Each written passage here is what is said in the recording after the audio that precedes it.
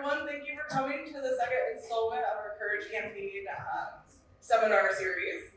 I have a little blurb to read to you all, so I'm going to try to follow the script, and I'm going to turn it over to Rosemary, who's going to be moderating. This is the second installment of our Mind the Pay Gap series for the Courage Campaign. It's going to be focusing on conversations about pay equity for women in science, but this is an issue that really transcends all fields. So for women and anyone who might be affected by pay inequity. For those of you who are new, the Courage Campaign is a Women in Science PDX initiative that's aimed to increase awareness of the issues of gender discrimination that women face. What started as a forum for women to feel less alone and to share their stories has transformed into a collection of awareness campaigns and more direct conversations of the specific issues and the ways in which women can empower themselves when facing gender discrimination.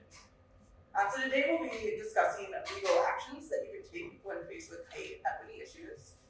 And one of the reasons that we're holding this session is that by the time most individuals need this information, chances are it's because they're already facing an issue where they know someone facing an issue related to pay equity. Likely though, you will not know anyone else who's actually gone through this process, as most people don't wish to talk about pay inequities and further about filing complaints or lawsuits, as the process is designed to be attached to shame and or fear of retaliation. So it takes courage to do this, and it takes a safety net to be able to withstand some of the repercussions that come from just taking such action. So we hope that you'll never have to actually use the information from today, and that today will be more of an educational opportunity for you all. But in case that you do need to use any of this information, we hope you find yourself better prepared to understand what your options are and where you can go. So I'm going to turn it over to our moderator, Rosemary, and we'll get started with tonight's panel. Great. Welcome, everyone. So I will note that this session is being recorded. We're going to start with a series of questions that we've written for our panelists. And if you want to write in anonymous questions that will end up on our recording, there are pieces of paper on the tables that you can write on, and those will get brought to the front to be read to our panelists towards the end of the recorded part of the session. At the end, we will turn off the recording and allow for open discussion so that you can feel open and safe and comfortable asking whatever you might want to ask or sharing whatever you want to share. So I will first start by introducing our wonderful speakers. We'll start over here on your right with Sonia. For over 25 years, Sonia Montalbano has counseled individuals and companies of all sizes in the areas of employment and business law, with an emphasis on litigation in both state and federal courts. Having represented both employers and employees, she understands both perspectives. This allows her to employ strategies that provide practical and effective solutions while avoiding unnecessary and unwanted complications. Ms. Montalbano provides informed and comprehensive advice on all aspects of business, including but not limited to wage and hour issues, handbook policies, contract negotiations, investigations into employee or employer misconduct, non-competition agreements, severance packages, compliance with leave laws, and entity formation. Some of her most rewarding work is ensuring that individuals receive the compensation they are entitled to, whether statutorily, contractually, or equitably based. With a background in theater, Ms. Montalbano is often invited to serve as a speaker on a variety of topics, including legal rights and responsibilities. She also serves her community by performing as an auctioneer and MC for local causes she supports. Her contributions have helped raise over $2 million for a number of nonprofit organizations. Ms. Montalbano is rated AV preeminent with Martindale Howell. This is the highest peer reading standard that is only awarded to attorneys who are ranked at the highest level of professional excellence for their legal expertise, communication skills, and ethical standards by other attorneys. And on your left here, it's Leila Wall. Leila Wall is the Civil Rights Division Administrator with the State of Oregon's Bureau of Labor and Industries, or BOLI, which enforces laws related to discrimination in employment, housing, places of public accommodation, and vocational schools. Leila has worked at BOLI in various roles since 2016 and has been involved with Oregon's Equal Pay Act since its inception in 2017. As BOLI Employer Assistance Subject Matter Expert on Equal Pay, Leila participated in drafting administrative rules and trained hundreds of employers around the state on the requirements of the Act after its passage. As As a member of Bully's Civil Rights Division, Leila has investigated complaints of violations of the Act, helped employees understand and enforce their rights to equal pay, and most recently testified in front of the Oregon Legislative Assembly regarding proposed changes to the Act during the 2024 legislative session. Leila received her Juris Doctorate from Lewis and Clark Northwestern School of Law. During law school, Leila studied employment law, spending her final year of law school as a law clerk with the Northwest Workers' Justice Project and completing her capstone research project on whistleblower retaliation. So, thank you both so much for being here. For those of you who have been following along with our social media and event parts of the Courage campaign, you know that we've learned that most of gender discrimination it's not the overt, over the top, like top of the iceberg, easily seen violations. So in the context of workplace compensation and advancement, can both of you comment on what is considered overt versus the more subtle forms we see of pay inequity, such as delayed opportunities, promotions, etc.? Okay. Thanks for having me, and I'm really excited to have the opportunity to speak with all of you. I will say that I will diverge from something Natasha said in the sense that she hopes that you never have to use this information. I hope very, very much you will use the information that you have here. I hope you don't ever have to call either of us, but I do hope that this information will give you a better route as you navigate through your employment and your professional careers. So, as was pointed out, yeah, there's some very obvious ways in which disparities exist in the workplace in terms of compensation. The most egregious and obvious one is wages, right? This man is paid more than I am. I will say, though, that you are all at a disadvantage from someone who works in a factory making widgets, right? Because I can look at his work and I can look at her work and I can say, well, they're producing the same number of widgets, well, they should be paid the same, because that's what the Equal Pay Act is supposed to do, right? It was passed in 1963, and here we are, 64 years later, and we're almost there. But it is much more challenging for women who exist in professional settings. And so compensation includes, the first thing we think of is, what's my salary? Compensation under the Equal Pay Law includes your benefits, includes your perks, includes, which ties into promotions, right? So you can be, and they take into account, has to be like equal. If you want someone to pay someone differently, you have to be able to point to an objective reason why person A, man, is paid more than person B, woman. And in the professional setting, it's much more challenging because what you do is much more refined. So they can say, well, person A has taken one more class or has a slightly different degree, or person B does not have, this type of certification, or person A reports to two people, but person B reports to one person, even though the one person is higher up than the two people, really. So it's much more difficult in a professional setting. But it goes to promotions, it goes to benefits, it goes to perks, which over the lifetime of your career will add up to probably, especially professionals, not less than $1 million in difference between what you are compensated and what your male counterpart is. Leila?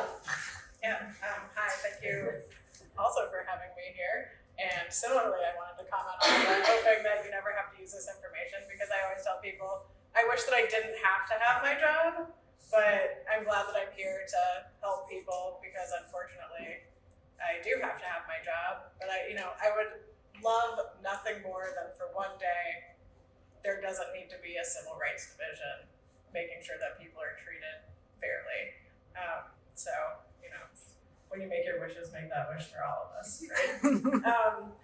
So some of the, what I would say, different interesting things we're looking at more overt and subtle types of discrimination when it comes to pay is, we had this case recently that I thought was super interesting where, like Sonia said, compensation considers everything, your pay, bonuses, stocks, things like that.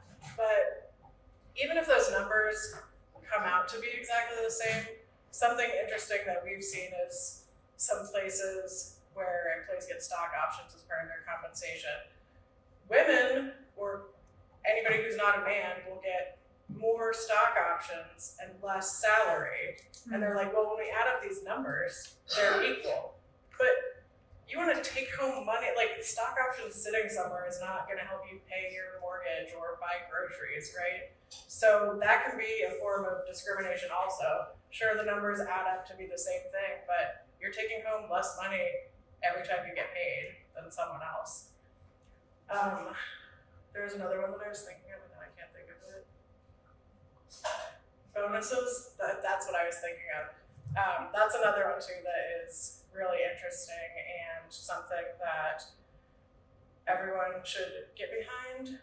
Find out who your legislators are, your state senator, state representative, because multiple times over the last 4 years, I think, there has been an attempt to introduce legislation that would exempt bonuses from the Equal Pay Act. And yeah, thank you, I love that. Great reaction. It has not passed yet, but this is a really big area where it's so easy for employers to say, like, if it's not part of anything you have to consider, then they can just pay anybody whatever they want in bonuses.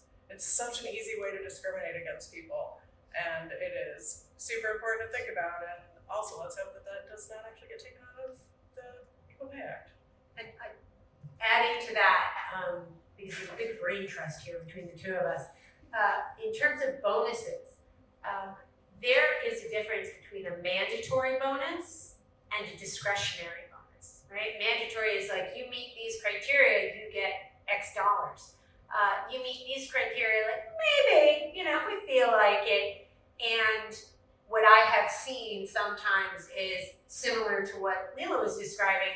But look, when you add these numbers up, they have the potential, right? You know what?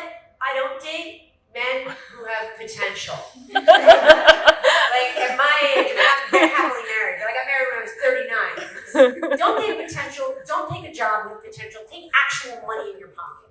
That is a way for an employer to weasel out of putting money in your pocket. And that's what you need to be thinking of at the end of the day, at the beginning of the day, the middle of the day.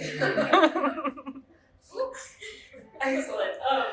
So given, as you both commented, that your jobs are so necessary because of how common and rampant and terrifying this is, what are the different laws that we need to be aware of with regard to pay equity, with your focus on federal and your focus on the state of Oregon? So the first thing a lot of people think of is they're like, Title IX. And it's like, Title IX is not what you need to worry about unless you were an athlete in the school or the entity that you want to sue is getting money from the government, okay? What you want to be thinking about is Oregon's Equal Pay Act or the Federal Equal Pay Act or Title VII, which is a law that prevents discrimination. But the differences between Title VII and the Federal Equal Pay Act are many, and I could do a whole 2-hour presentation on them. But the sort of 30,000-foot view is that Title VII protects more people. It's about gender, it's about race, it's about national origin, it's about religion. And equal pay is just about equal pay. Men and women making the same amount of money, right? There are different steps that you have to take in each of them. So if you want to bring a claim under Title VII, and by the way, an equal pay violation is a violation of Title VII. Okay, so if you are getting paid a different amount of money because you were a woman, That is based on your sex, which is by definition a violation of Title VII.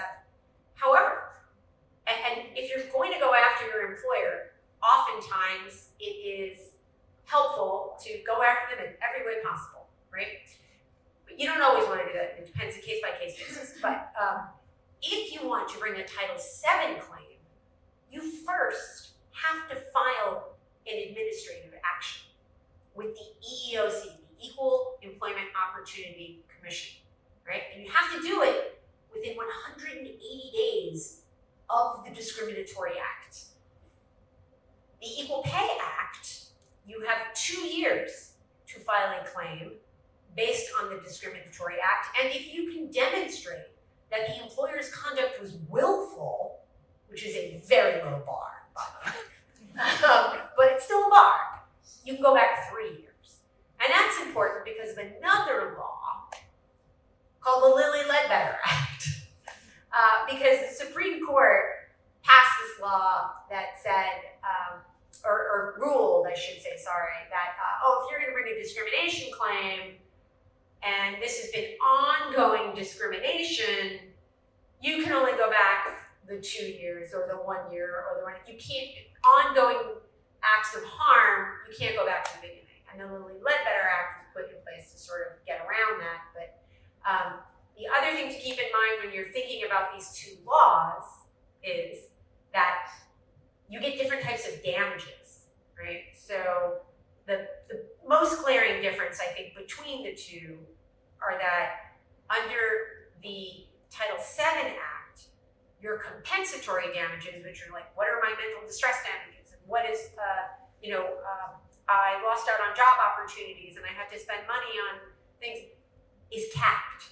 And it's based on the number of employers that you have. So it's, it could be 50,000, 100,000. I see a lot of settlements coming out of the EEOC because I get updates from them. They're like, we, brought a claim and we settled for X. And the reason people settle is because, or they say, we found that they have violated and their damages that they should pay are, $14 million. And it's like, yeah, but they're not really going to pay that. The EEOC doesn't really let. So the Equal Pay Act is the money that you're owed, double that in liquidated damages, your attorney's fees, which you also get under Title VII, and you can put in some compensatory damages, and I'll let Leila speak to the damages you can recover on the state, which are actually a little broader than the ones under Federal Equal Pay Act. You're not doing damages. Okay, so you're like notes here. But I'm happy if anyone has any questions, you can email me afterwards. But they're a little bit broader in terms of email. So for example, under Oregon law, if you don't pay someone equal pay, we have a law that applies to everybody, regardless of you're a man or woman, whatever the issue is. But if you don't get paid your wages when they're due, right, that's late payment of wages penalty, which is your hourly wage times 8 times 30. It can add up. I have people who come to me and they're like, well, I'm owed $800 in wages. And I'm like, yeah, but the penalty is $7,000.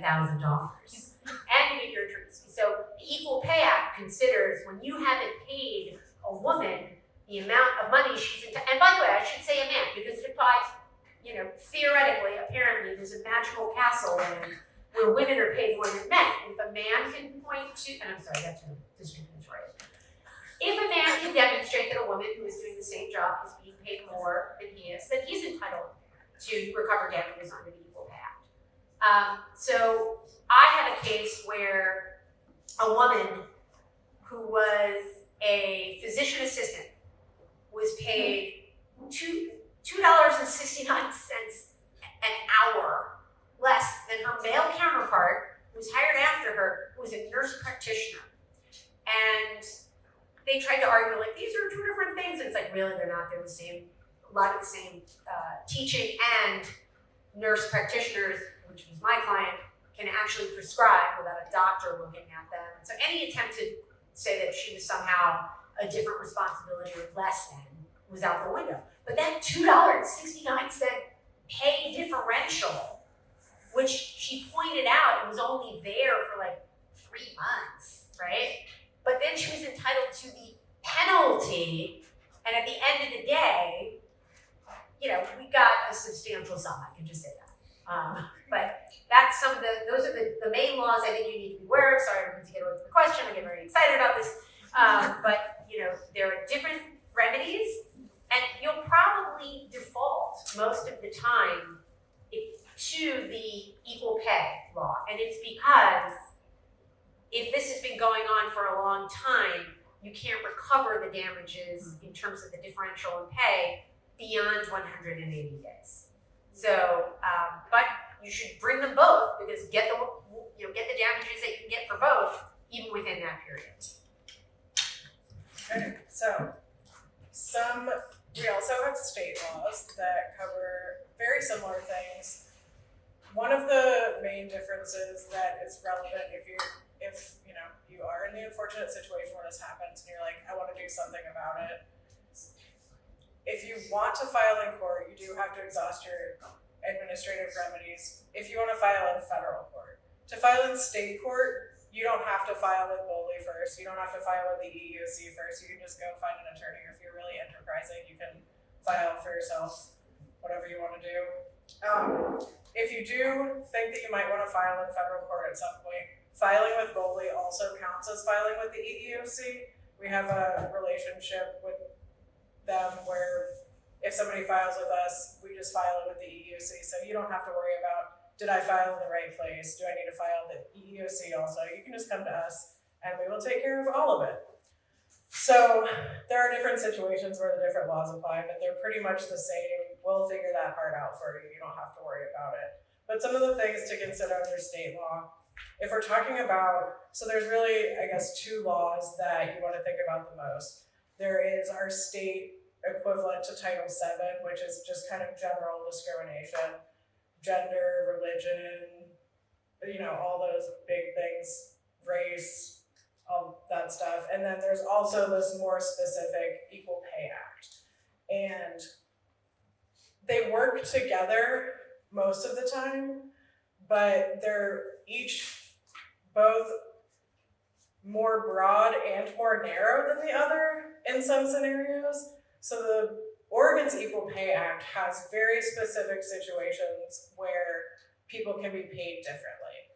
And it's only based on, I should have read this so I would remember, it doesn't have all of the same protected classes as the Title VII equivalent. So actually, this is my favorite question to ask. Since when we talk about discrimination, it has to be based on protected class, right?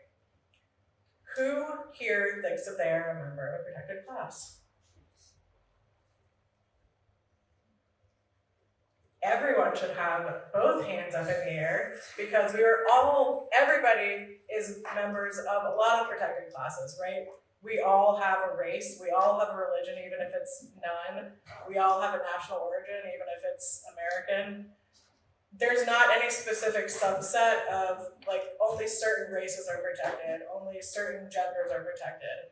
Everything is protected. So we all have a lot of different reasons why we could potentially say that we've been discriminated against. The Equal Pay Act only has certain protected classes. I think it's race, religion, gender, disability, age. Yes, thank you. It's only a couple. I want to say like maybe 7 or so. But Oregon generally, when we're talking about all the protections that employees have, we have over 50 protected classes. This is a very protective state to employees, which is great for all of us who live and work here. So when we're comparing the Equal Pay Act to the law that's like Title VII, the other one covers more protected classes. The Equal Pay Act has a few less, and then the Equal Pay Act has these specific reasons why. So if you say, I am a woman, so I have been paid less because I'm a woman, your employer would have to say, no, it's based on one of these very specifically enumerated factors in the law, and it has to be, the entire compensation differential has to be based on one or more of these specific factors. There's no room in there for something else. It has to be based on those. So that's what goes under equal pay.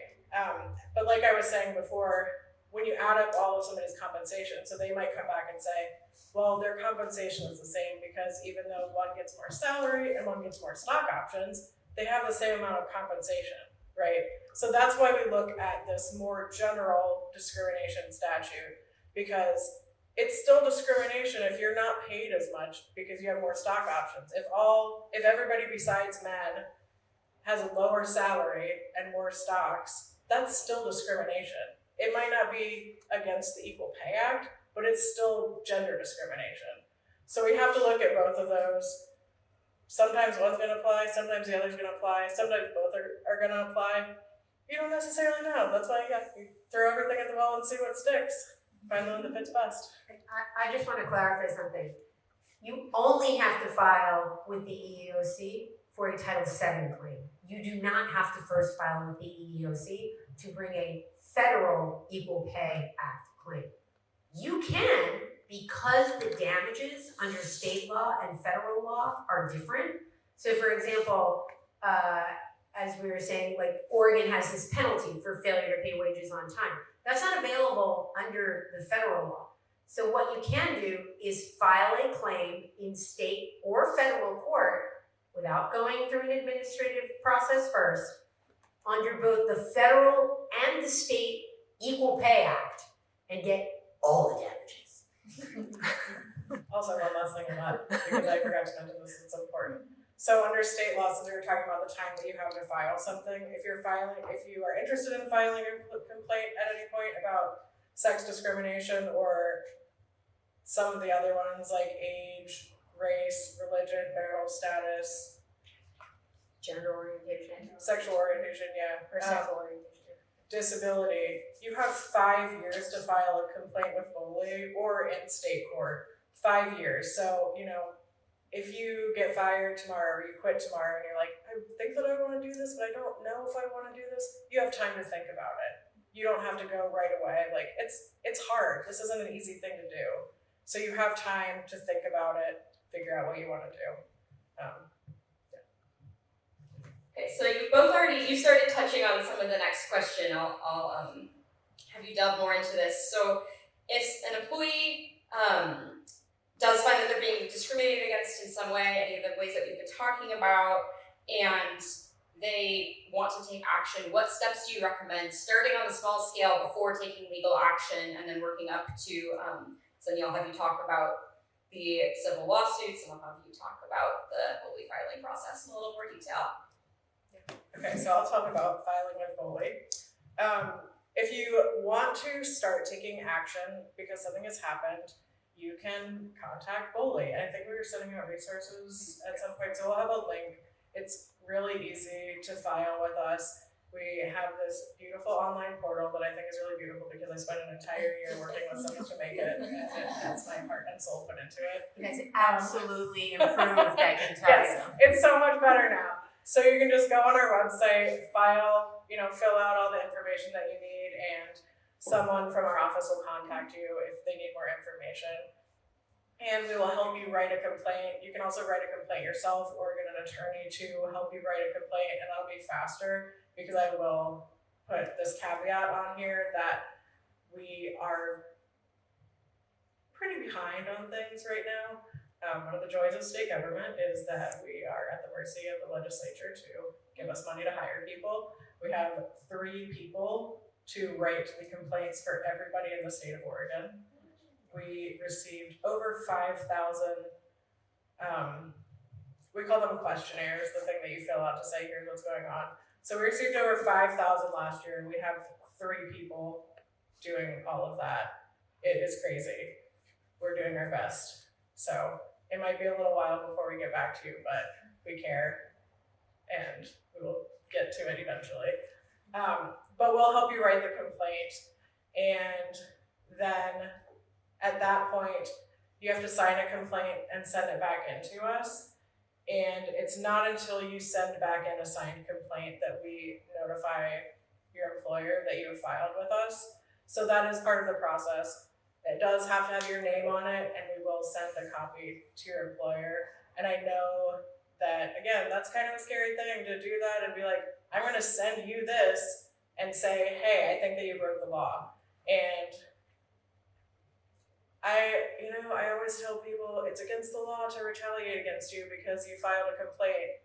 However, I realize, in reality, that's not super comforting because if you knew your employer wasn't going to break the law and retaliate against you, you probably wouldn't have to be filing a complaint in the first place. So I get that that is not the most comforting answer. Like, oh, you can just do this again if they fire you. But that's how it is. And anyway, so once you file a complaint, we investigate it. We have investigators who so we get your complaint, we send a copy to the employer, they have to provide a response to the complaint, and then at that point, the investigator can figure out what other evidence do they need.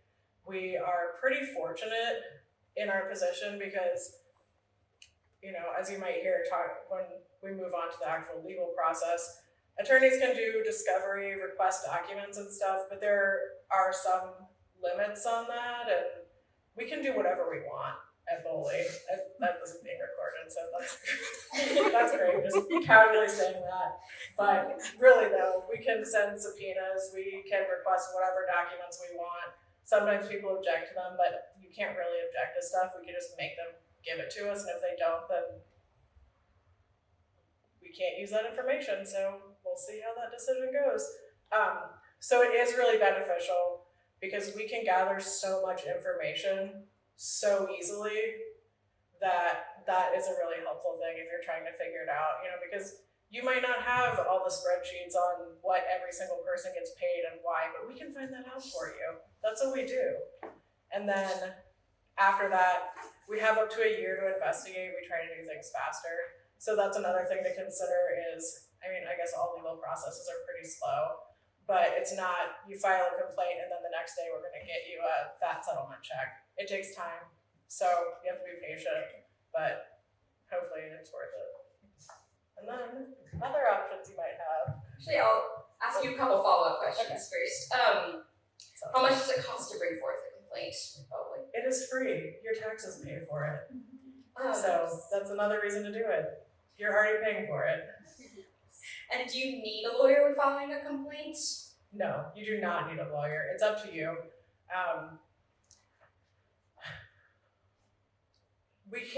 While most of the people who are investigators at Boley are attorneys, we can't give legal advice because we're not your attorneys. So it is really helpful when you're trying to figure out what to do to have an attorney who can specifically tell you, in your situation, this is what you should do. This is how this is gonna go. We can tell you generalities, and we're pretty good at hypothetically answering questions that are definitely not the real situation that you're asking about. But then, that only gets so far as opposed to having someone say, this is what you should do and this is why you should do it. What do you think? Let's talk about that more. So it's not required, but if you're nervous about the process, it's definitely helpful. Okay, great, thank you. We can move on to Sonia. So yeah, I'll touch on, but like Boley is incredibly helpful. I have clients and I tell them all the time when we're sort of evaluating the situation, you should go to Boley first, and here's why. For exactly what Leila said. It's like, I can't get an employer to give me anything unless I initiate a lawsuit and I send this request for production, and then they're gonna argue with me, and then we have to go in front of a judge and argue about why they should do what they want, and then they're blah, blah, blah, blah, blah. I'm like, Boley writes them a letter and they're like, oh my God, I gotta get this, where am I gonna find it? So I sometimes, unless it is this sort of smoke and slam dunk case, say, go to Boley first. You are gonna get a lot more information sooner. And who knows, maybe they'll get you an outcome and you don't need me, right? So Boley can be very useful in that way. But when someone comes to me and they're like, I think I'm being paid differently, what can I do? The first thing I'm gonna say is like, why do you think that, right? So your best friend, as we've seen in many cases, including some that are in the news today, documentation is key. So if you think you're being paid differently than a man, find out why is that? Is that because someone told you that?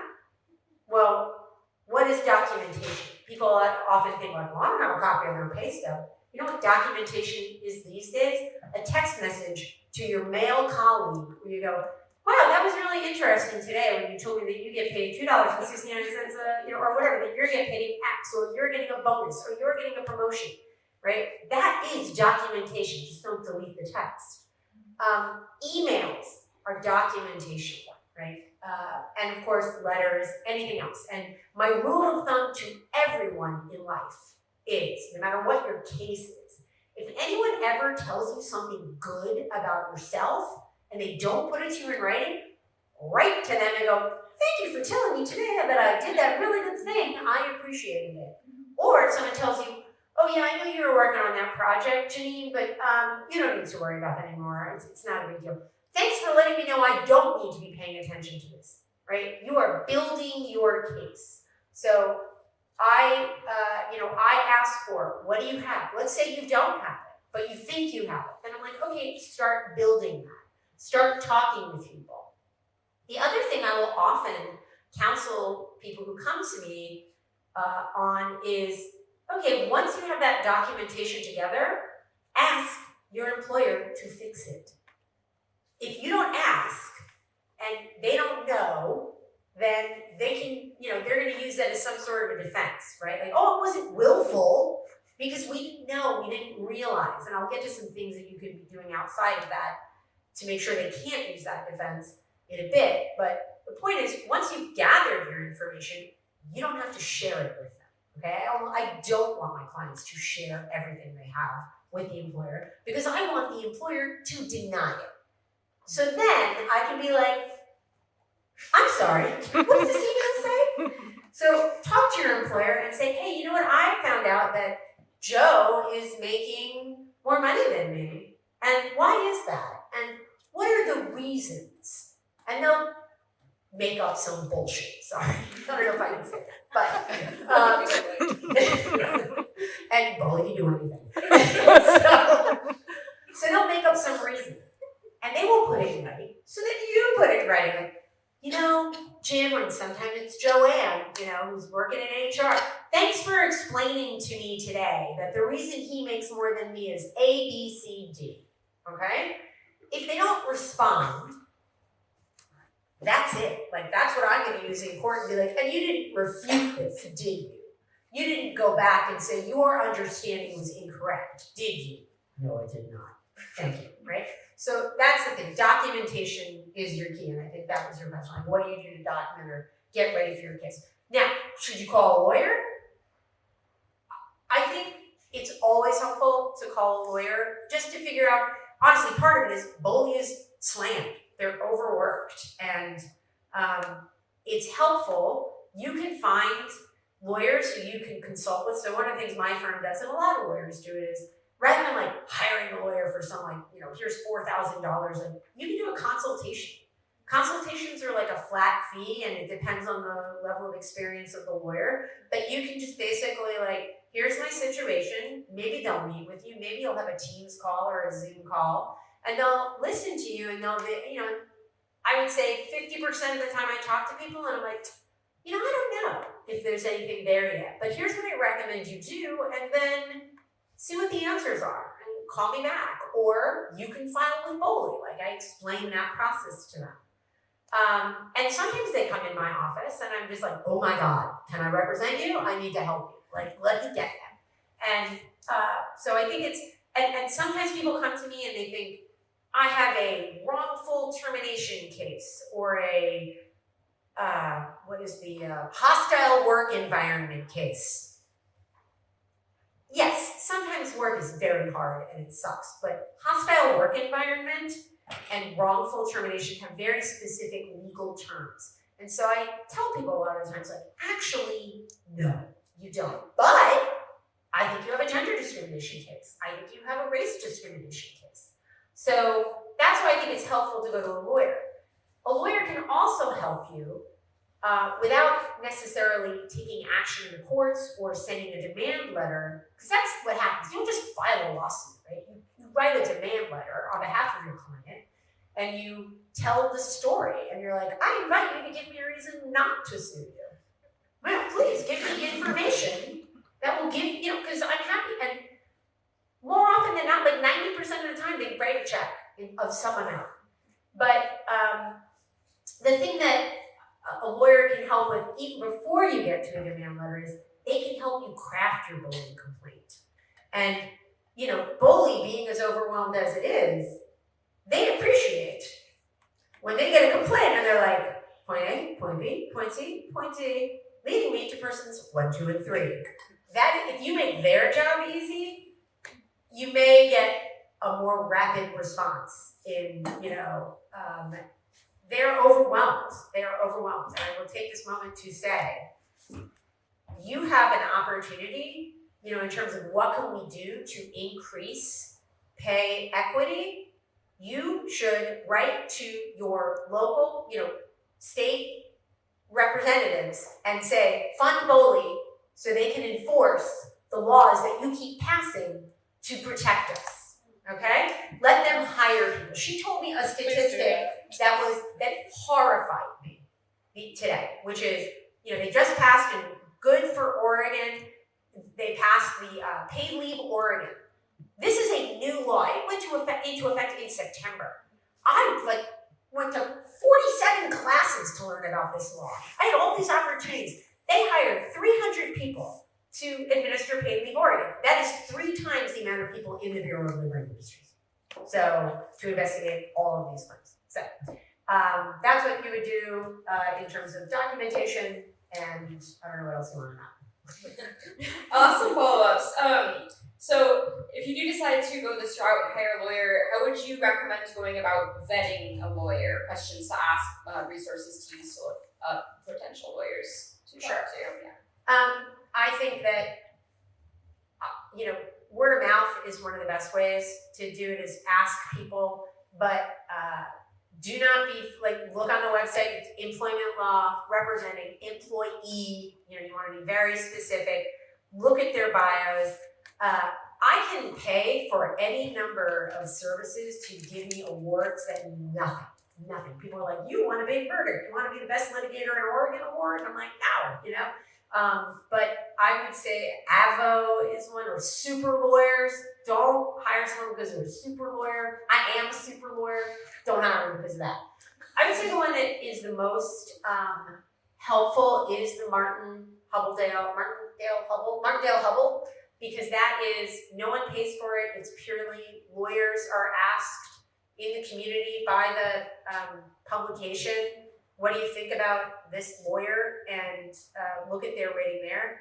But then once, always if someone refers you to a lawyer, ask for other. You always want to talk to 3, see what they've done. You can actually put their name in the internet and see what types of cases they've done, and ask them about, how many of these cases have you done, right? And what is your approach? And you have to resonate, with the person who's going to be representing you. And that goes both ways. It hasn't happened all, but I've fired clients where I'm like, I can no longer really get behind what you want and what you're doing and how you're doing it, right? But you want someone who you feel is going to basically go in there and be your Wonder Woman, or Gladiator, or whatever it is, right? So that's how you use the vibe. And I think one of the things that you asked that was in writing was about how you pay the lawyer, right? That was one of your follow-ups. Let's see, there's one. What financial considerations do we need to take into account before deciding to file? So with a lawsuit, there's 2 ways to bring a lawsuit. One is you'll find a lawyer in these cases very often who will represent you on a contingent basis, which means you don't have to pay me anything. I only get paid if I win for you, except your costs. And costs are like filing fees, and you have to pay a court reporter or copies, that kind of stuff. The other way to represent someone is on an hourly basis, right? And then there's another way where a hybrid model. And that's the model I use most often personally. If you are interviewing a lawyer, ask them about that. Make them think about it. Because I don't like pure contingent cases when we don't know what the case is going to be about, because I don't get paid, and I have to eat just like you do. But I think it makes sense. What I tell my clients is, I'll represent you on an hourly basis, and you get to keep it all. And like, I've not had a single person yet who I've represented on an hourly basis who didn't take home more at the end of the day than if I represented them on a contingent basis. It's not great for me, but I'm still getting paid, you know, and they get to keep more money in their pocket, and that's what I think most lawyers should be doing, but not all of them. And then, yeah, costs, and then the other thing to keep in mind is that you don't, when you bring these cases, if you lose, you are not responsible for the other side's attorney's fees. And I know, you know, Leila touched on retaliation and people get concerned. And the one thing I want to say, and I say it to all my clients, is please complain. Please complain. Because if you don't complain, you aren't protected. You, as soon as you open your mouth and you're like, I am pointing out something is wrong in this company, you have to understand there is like a beautiful, magical, golden aura about you that any lawyer is gonna be like, wait, you complained and then they fired you? I love it. Because it's just that those two actions, one after the other, make it such a better case. So, but if you don't complain, and then you just sort of at one time you're like, well, I'm not making as much, you're fired. It's like, oh, well, but you didn't really make a record of it, you know, or you just got fired, and then you decide, wait a minute, I didn't realize I was making less money than Joe. Well, of course we didn't retaliate against her. She never complained. So squeaky wheel gets the grease.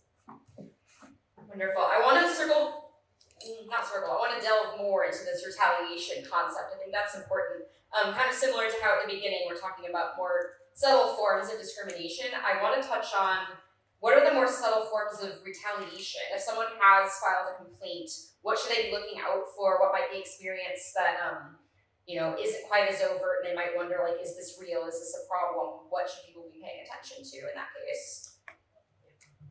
Anything that makes you feel worse than you did before you complained. Did you get moved to a desk by the kitchen where somebody microwaves their salmon every day for lunch? That could be retaliation. Did you get moved to the basement where it's dusty and full of asbestos? That actually sounds bad. I mean, that is bad. But anything that puts you in a worse position than you were before is my overarching answer to that question. Mm-hmm. Yeah, see the movie Office Space, look at the stapler guy. But she's absolutely right. And one thing I also want to encourage people to do is listen to your spidey sense, right? If you're like, that doesn't seem right, it's like, it's probably not. Your intuition is very important. I didn't get a promotion. I didn't get to go on that trip. I'm having to fill out paperwork more than I used to. I'm now being told that I'm being difficult to work with, and I have a personality clash, and they start, and you know what, again, I love when you do that. I love it, because if you've complained and you can document all these things, it just makes your case better. And I have to say, of all the cases I bring, and I represent employers and employees. And when someone if someone comes to me and I'm representing an employer and my client has done something wrong, I'm like, write a check. Shut up. I don't need to have you pay this much. I have a lot of clients. Write a check and make this right and never do this again. But yeah, I lost my train of thought there. So in addition to retaliation, I think a lot of the reasons that someone might hesitate to bring a complaint is that they're worried about how that might affect their career as future employers. So can potential employers see that you were involved in a discrimination suit, and are there other ways that these actions can follow someone throughout their career? If you file a lawsuit, it's a public record. How many employers are going to actually, type your name into the database or have their lawyers do that? I've never had someone ask me to do that, honestly. The only time is when they work with children, and we're like, we need to know if they have a criminal background, right? If they do that, that would actually be a form of discrimination, and then you can sue them for it. Are there repercussions? There could be, but in the practical experience of all the people who I have represented, the employees, I have said this to them, and they have all told me that I was right. I'm like, in 6 months, you're going to be so much happier than you are right now in this miserable situation. Whether you stay in it, whether you leave it, and you stay in it and you fix it, or you leave it and you move on to something else, you're gonna be happier. I've never had someone not come back and be like, oh my God, that was a nightmare, and I'm so glad I'm not there anymore. But I haven't seen a lot of that. If it's a high profile case, certainly there could be repercussions. But in this town, you will find someone to hire you because you filed that claim. Yeah, I would just add to that if you were to file a gender discrimination complaint, it's against the law for any person to retaliate against you. So it doesn't have to be your current employer, your most recent employer. If the place that you applied to is like, wait a second, we see that you just sued your last employer, we don't want to hire you now, that's also against the law. So again, I know, not the best thing to be like, we can sue them too, but that's how that works. And similarly, filing with BOLI, because we are the government, it is a public record. Our case files are confidential while we have an open investigation, but once it's closed, the whole file is a public record. But similarly, it's not published. Somebody can't Google your name and be like, oh my God, here's all the records about this person's employment. Someone would have to contact us and be like, hi, I would like the case file for Leila's case, or I'd like, all the complaints filed against this employer. And yes, people do that sometimes, but it is so rare that just a random person would contact and go through the time to get a random person's record. It's just not really a thing that happens. People get records for cases that they're related to, but otherwise, it's not like we publish something that says, here are all the people who have filed complaints with us. It's a public record, but it's behind a wall, sort of. And I do want to point something out. All of this, whether you go to BOLI first or you go to a lawyer first, everything happens in stages, right? You can start out guns a-blazing and get to a point where it comes time to file a lawsuit. And one of the things any good lawyer will tell you is it's incredibly stressful. You have to decide, and really, I have to feel as a lawyer that you're going to be able to deal with that stress. And you can always pull back, but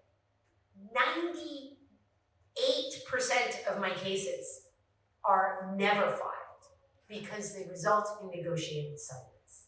So that is something to keep in mind in terms of, oh no, and a lot of them involve confidentiality clauses that you get at your request if it's a gender discrimination and sexual harassment claim. And so that is something to keep in mind. You can always stop. You can always say, this is my pain point. I tried, I'm done, I've moved on, I've got a job. So just something to keep aware of. So we're coming close to the end of the moderated portion of this session. So I'm going to move on to asking each of you, if you can, to share any success stories that you might want to tell us where employees have successfully addressed pay equity issues, and on a little bit of a high note, hopefully. There have been some. I have a lot of things that I could say, and I'm not going to say them because I work for the government, so I have to, keep this a little bit tempered. But pay equity is pretty new, right? I mean, the federal Equal Pay Act, gender discrimination generally, other discrimination things, the laws have been around since 1964 or whatever, something like that.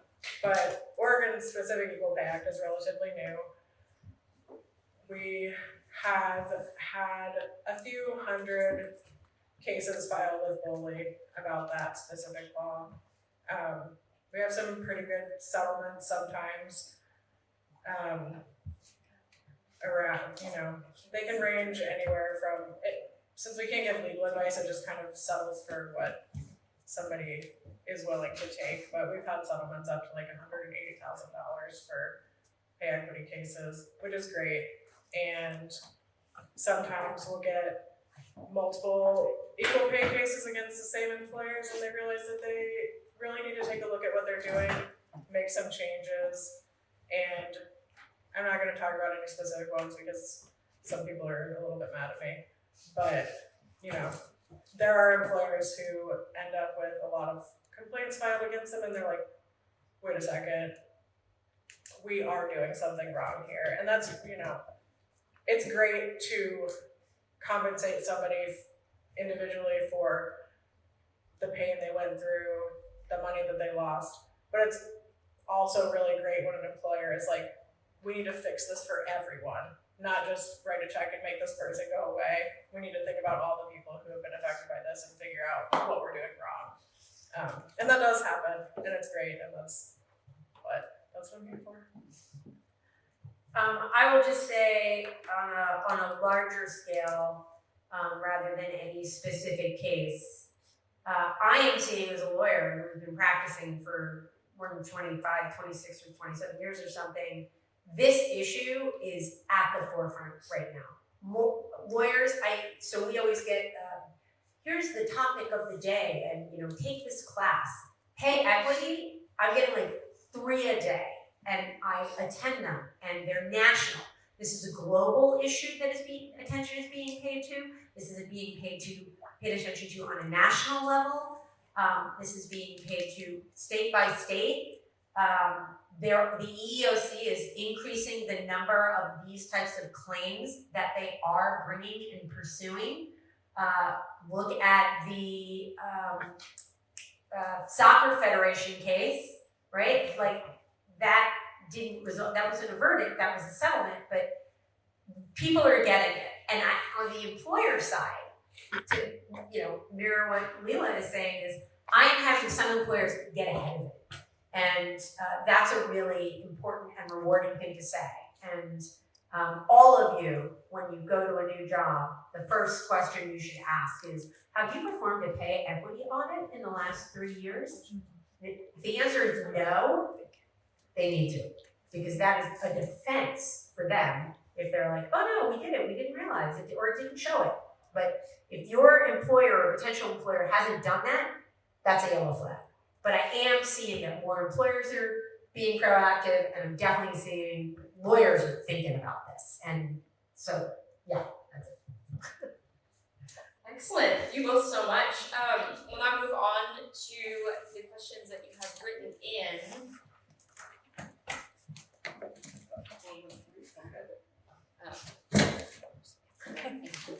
All right, in no particular order, I'll just start grabbing these. It's awesome that there are so many.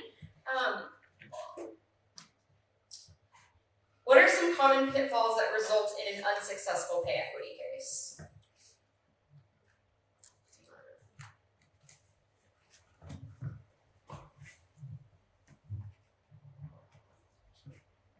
Not having any evidence of any kind to back up your feelings. And that sounds kind of mean, but I don't mean it that way. The way that I mean it is that there are so many times that people will file complaints with us, and I know that they really believe that this happened. And a lot of times I really believe them that this happened. But me and this, whoever random person who filed a complaint, who both believe that something happened, doesn't win against documentation otherwise. And that's hard. That's one of the hardest parts of my job, is when I really believe somebody and I'm like, I can't do anything for you. Sonia talked about documentation before, and one of the things that when I used to teach employers about employment law that they thought was funny, so I don't know, maybe they probably just pretended. But what we say is if it's not documented, it didn't happen. So make sure you have evidence. And the evidence can be somebody else. It can be a text saying, oh hey, like you said, heard you get paid more than me. And on that, this is something else I wanted to say earlier that's kind of a tangent, which is, it is not against the law to talk to your coworkers about how much you get paid. There are a lot of employers still out there who are telling people that you're not allowed to talk to your coworkers about your salaries. That is not true. Unless you are someone who's in HR or something, like you can't grab a spreadsheet and be like, hi everybody, here's everybody's salaries. But you can, at the lunch table or whatever, be like, oh, hey, how much do you get paid? To however many people you want. It is not against the law. So the way that we fix these things is talk to each other about what we're getting paid, because otherwise we won't know. that's what I have to say about that.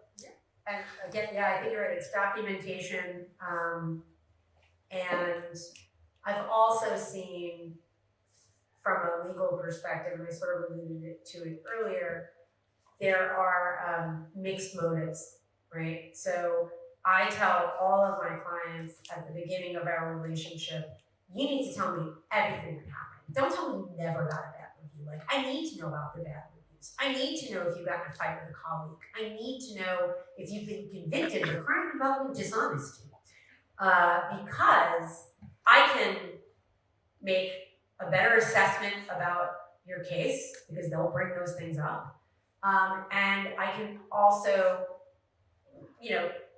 have a better impression of how to fix the credibility issues that the other side is going to raise. So I can do a lot with, I can do a lot to fix bad facts, but if I don't know about the facts, I can't. And when someone has withheld information from me, that has led to problems where I'm like, I no longer have confidence in you. And the standard for a lawyer is you have to be able to adequately, not zealously, adequately, zealous does not, it's never been zealous, people like to say that.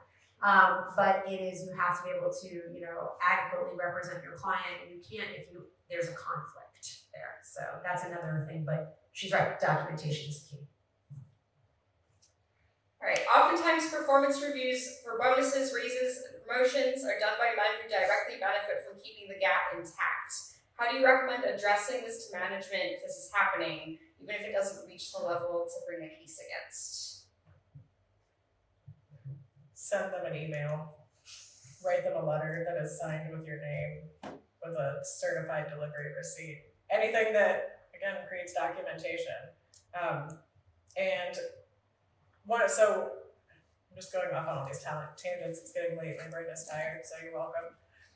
But one of the things that is really great about Oregon law when we're talking about retaliation is if you report something to your employer that you think is against the law, so maybe you don't know, you have this review and you're like, I think that I'm being discriminated against in the way this review is being done.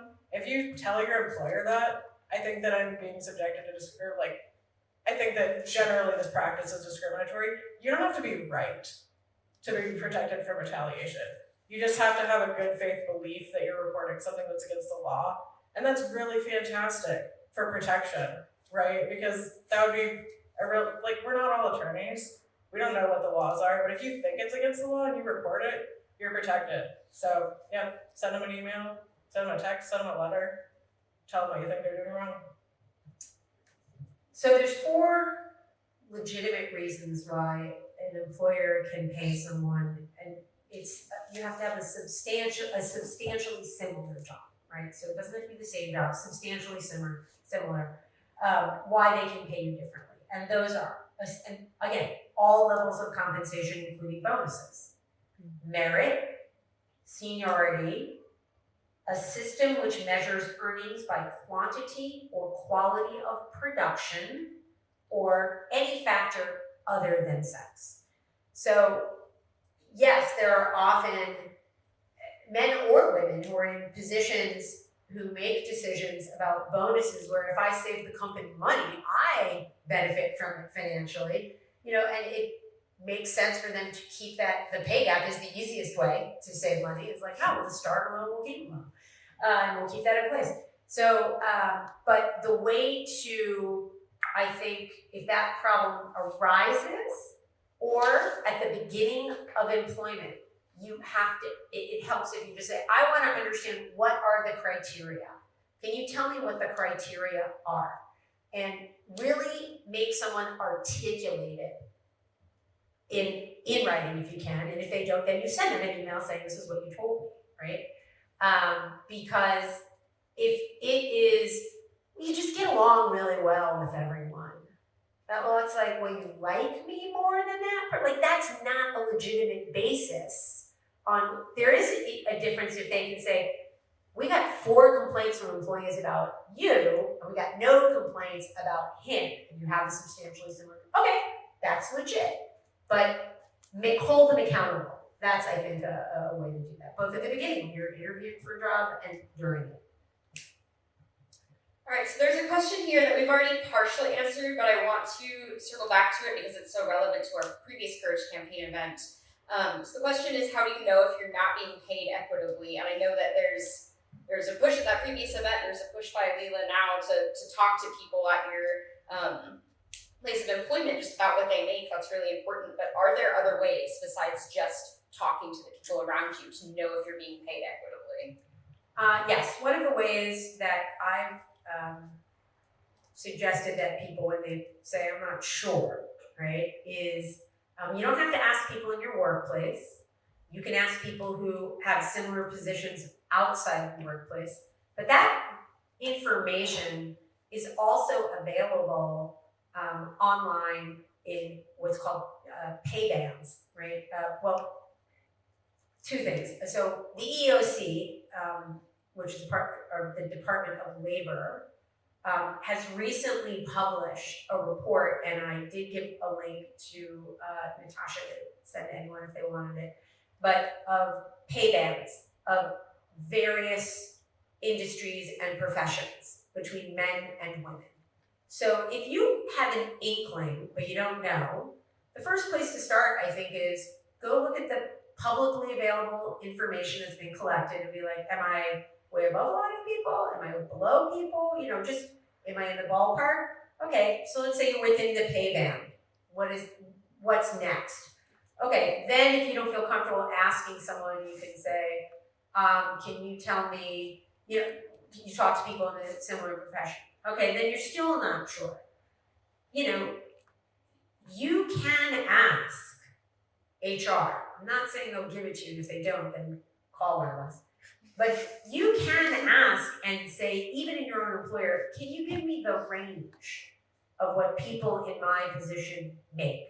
I want to know, like, what can I top out at, right? You can put it in a way that doesn't send a yellow flag up for them, right? Like, what's the most I could possibly make here? And what is the pathway to get there, right? That's another thing. In your first review, say, what's the pathway to get to making the most money someone in my position can actually, okay, so it's this and this and this and this, and you send it to them in an email, right? And then you have your next review and you're like, but I did all the things, right? So I think that's a way to figure out if you're, but again, it's uncomfortable to talk to people about what you make, but you will never become comfortable doing it unless you do the uncomfortable thing. So I do think that is the way you do it. I just want to add something to that really quickly. It's not, again, here we go on another tangent. For the last couple of years, and again in this upcoming legislative session, there have been attempts from groups to introduce new legislation that would require employers, when they post job postings, to put the salary range. So, that is great for pay equity, right? Because they post that and you're like, wait a second, I'm not even in that, right? I mean, that's worst case scenario, I guess. But, if they have to post that, you can really easily see what the pay ranges are. So again, a lot of this is go talk to your legislator. But really, if that's something that is important to you, and it should be important to all of us because we all deserve to get paid equally, write your legislator and say, this is important to me. I voted for you, or even if you didn't, don't tell them that. But I voted for you. I expect you to stand up for the laws or the potential laws that are important to me. So write to them also and say, hey, I want you to support this. And I have one other thing to add. If we don't have that information, you can't find that information on pay bands in Oregon, okay? What you can do is look to other states with similar economic situations. So, you're not going to look in Oklahoma, you're going to look in a city that has a rent differential, where people earn roughly the same amount of money, a population of X, right? And they may have that information. And so if you can say, and the reason that's also important to do is because in determining whether or not, or how good your pay equity claim is, a lot of people work remotely these days, right? So they can say, I understand the man is making $10,000 more a year. The man lives in San Francisco. That is different than the woman who is living in Portland. And that is legitimate. They can point to it, right? It's a reason other than sex. And then of course you can try and counter it, but the point is, just because the information might not be available here, if you can find a comparable location, it may be there. We haven't passed that law yet, but hopefully we're gonna get there. All right, got two more. One is just more generally, what is the average success rate of a case brought to BOLI or through a lawsuit? It really depends based on what the case is about. And okay, so I'm giving a lot of caveats because it doesn't sound great and I don't want it to discourage anybody. But there are a lot of cases that would be successful, but people take them out of our jurisdiction to file in court. There are a lot of cases that are settled that would have been successful. Not considering those, I want to say on average that about 20% of the cases filed with us we find, so our burden of proof is substantial evidence, which is like, could a reasonable person think that this happened? And there's about 20% of cases where we find substantial evidence of the allegations. But again, that's not considering the cases that are taken to court, the cases that we settle, the cases that, somebody gets an attorney and they settle it. So that skews it a little bit. And then it's also skewed because, as has kind of been mentioned, if you have a slam dunk case, you don't go to an attorney and they're like, let's go. You don't file with us usually. So there's a whole realm of cases that are super successful that don't even come to us. And then this is another important thing that I tell people all the time, because again, there are a lot of times that people come to us and we can't necessarily help them, but we believe you. And one of the things that's important to consider is that if you file a lawsuit and you do end up having to go to trial, which nobody wants to do, so hopefully you don't have to do that. But if you do, you're gonna have a jury trial, and just because we didn't find substantial evidence of it, if you're a nice person and the jury thinks that you're nice, they can definitely make a different decision than we made, right? They're completely different factors that are being considered. We're looking at cold, hard evidence, and juries are supposed to do that, but there's also a lot of feelings involved because it's just regular people. So I tell people all the time, you could get an attorney, you could go to court and have a completely different outcome. So if somebody were to file a case with us and not be successful, it's really important to know that that's not the end all be all of your situation, of what's happening to you. There are other options for you out there, and it doesn't mean that this didn't happen, and it doesn't mean that we don't believe you. And what happens if BOLI says, you just get a letter that says you found a lack of substantial evidence to support your claim. Doesn't mean you don't have a claim. I have had clients who have gotten those, and I say, great, get me your BOLI file, because they are overworked, and maybe I'll see something that they didn't, and when if I give someone an opinion, I go, I don't see a case here. I say, go talk to another lawyer. Someone might see it differently, right? But you have 90 days from that letter. It's called a right to sue letter, to file a lawsuit. You can usually, find an attorney, you send a demand. If there isn't a statute of limitations issue, you can go from there. But an important thing to keep in mind is that letter and that finding is not admissible in court, okay? So if they found substantial evidence and you took it away from BOLI because you're like, I want to go with a lawyer, that is admissible, but the lack of substantial evidence is not. Now, I sometimes encourage people who are like, but I have this claim and BOLI found substantial evidence, but I want to go to a lawyer. And I say, no, you want to stay with BOLI because if I represent you, I get 40%, right? Or my fees, or the difference between those things. BOLI lets you keep it all. So, it depends. Now, what's the success rate? What's success? Is it getting something in my client's pocket? I would say I can only speak to me personally. I have like a 99.9% someone in their pocket. I've only had very few cases where it's like, I can't get you anything, and there's a reason. Is it more than they wanted? That's 75%. Is it less? Sure. Is it, but it depends, because if you have a trial, unless you have like the case of the century, I tell everyone, like, I never give better than 50-50 odds. I just don't. Because the judge could have a bad burrito at lunch and be like, that evidence is out. And you're like, but that was my key piece. You just don't know.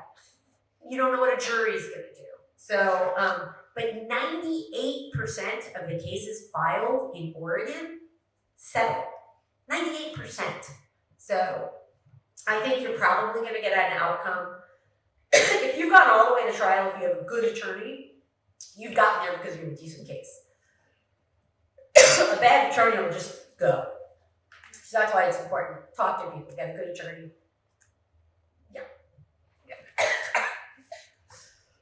All right, we got one final question in this moderated section from you all. What is one thing that you would wish to impart to your potential equal pay client or complainant?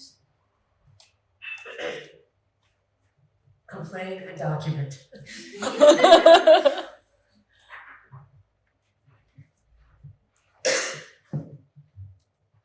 This is hard. What would it be? We're all nice people at Bully, and we want to help you. It's a weird, your attorney, you talk to them, and you have a relationship. That, like, we're a bunch of weird people in cubicles hidden in an office building, right? When I started at Bully, I was a civil rights investigator, and I just hidden in my gray cubicle, never saw anybody, just talked to them on the phone a couple of times, and that's why I like coming out, doing things like this. Like, we're real people who are there trying to help you. And yeah, just know that we want to help you.